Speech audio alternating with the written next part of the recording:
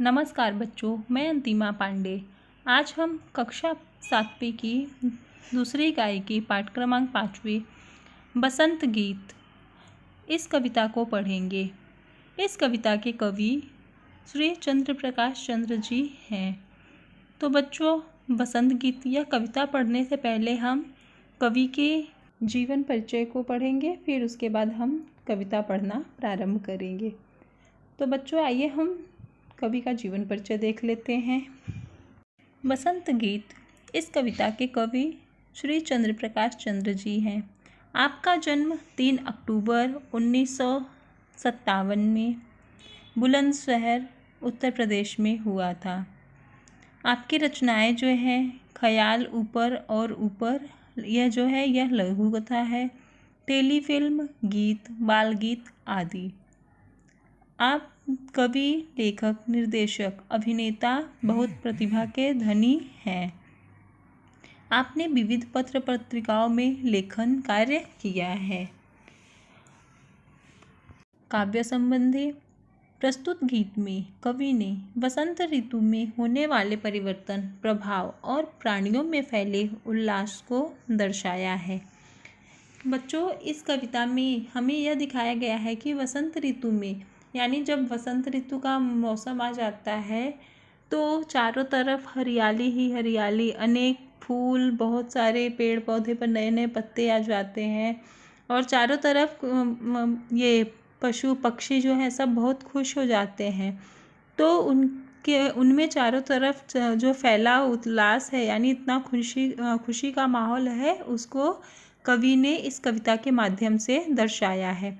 तो बच्चों, आइए हम बसंत गीत यह कविता पढ़ना प्रारंभ करते हैं। सजी आयो रे ऋतु बसंत सजी आयो, अजी गायो रे ऋतु बसंत सजी आयो। कलि कलि करत कलोल कुसुम मन, मंद मंद मुस्कायो। गुन गुन गुन गुन गूंजे मधुप, गन मधु मकरंद चुरायो। कवि कह रहे हैं कि यह बसंत ऋतु जो है वह बहुत सज धज कर आई है। उसके आगमन से ऐसा लग रहा है मानो चारों तरफ खुशी ही खुशी बिखर गई है। उनके आगमन से खुशी में हम सब मिलकर जो है वह बसंत गीत गा रहे हैं। फूलों की कलियां जो है वह खिल गई है, जिन्हें देखकर लगता है कि फूल अपनी मुस्कान बिखेर रहा है। भौरों की गुनगुनाहट कानों को बड़ी मधुर लग रही है। इन भौरों ने खिले हुए फूलों का मधुर रस चुराया है, ऐसा कवि कह रहे हैं। कलोल यानी उछल कूद, क्रीड़ा करना, खेलना। कुसुम यानी फूल। मंद मंद यानी धीरे धीरे। मुस्कायो यानी हंसना। और मधुप यानी भौरा, मधुमक्खी। मकरंद यानी फूल का रस। मधु यानी शहद। तो कवि कह रहे हैं कि ऐसा लग रहा है जैसे फूल जो है वह, फूलों की कलियां जो है वह खिल गई हैं और उन्हें देखकर ऐसा लग रहा है जैसे वह चारों तरफ अपने मुस्कान को बिखेर रहे हैं, यानी वो धीरे धीरे हंस के अपने खुशियों को चारों तरफ बिखेर रहे हैं, चारों तरफ फैला रहे हैं।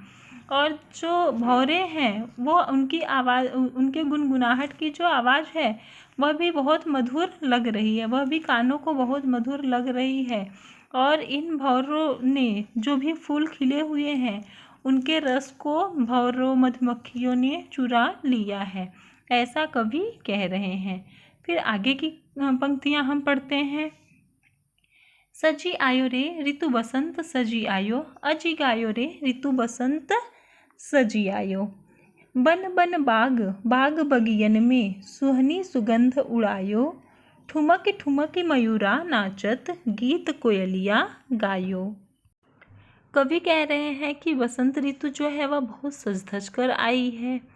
उसकी खुशी में हम गीत गाएं और कह रहे हैं कि बन बन बाग बाग, यानी चारों तरफ वन में, बाग बाग बगियन में चारों तरफ सुहनी यानी अच्छी लगने वाली प्यारी सुगंध जो है वह चारों तरफ फैल गई है, यानी चारों तरफ जो है बागों में, उपवन में, बगीचे में चारों तरफ सुगंध ही सुगंध फैला हुआ है, यानी उसके फूलों की खुशबू जो है वह चारों तरफ फैल गई है। ठुमकी ठुमकी मयूरा नाचत, मयूरा यानी मोर। जो मोर है वह अपना नृत्य जो है वह कर रहा है, वह ठुमक ठुमक कर नाच रहा है। और कोयलिया जो है यानी कोयल जो है वह अपने गीत को गा रही है। ऐसा कवि कह रहे हैं कि बसंत ऋतु के आगमन पर सभी पक्षी पेड़ पौधे कितने प्रसन्न हैं और कितने खुश हैं वो। आगे की पंक्तियां जो है वह हम पढ़ते हैं, बच्चों ध्यान दीजिएगा।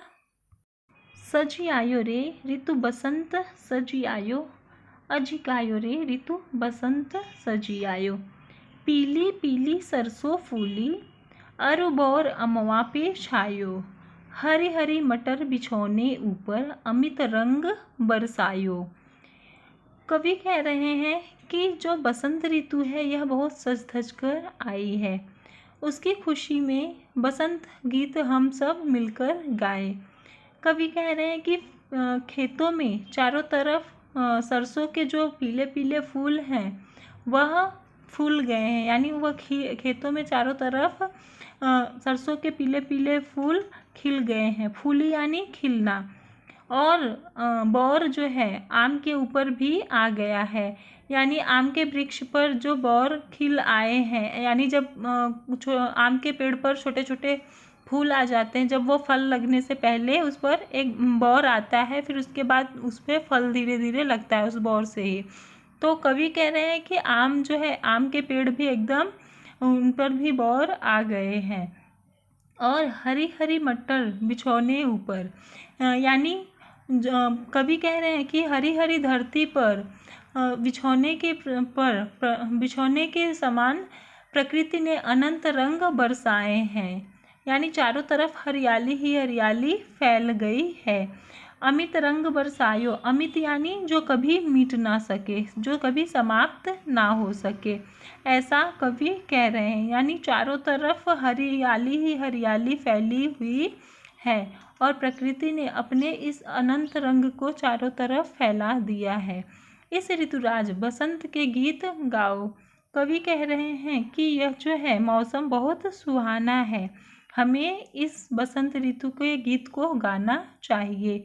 सजी आयो रे ऋतु बसंत सजी आयो, अजी गायो रे ऋतु बसंत सजी आयो। कवि कह रहे हैं यह जो बसंत ऋतु है वह बहुत सज धज कर आई है, हमें उसके स्वागत में उसके बसंत गीत को गाना चाहिए। बसंत ऋतु के गीत को हमें गाना चाहिए और मन से हमें उस बसंत ऋतु का स्वागत करना चाहिए, क्योंकि उसके आगमन से चारों तरफ हरियाली खुशहाली खुशहाली फैल जाती है। तो हमें बसंत ऋतु का स्वागत बड़े ही खुशी से करना चाहिए। तो बच्चों यह कविता जो बसंत गीत है यह समाप्त हुई।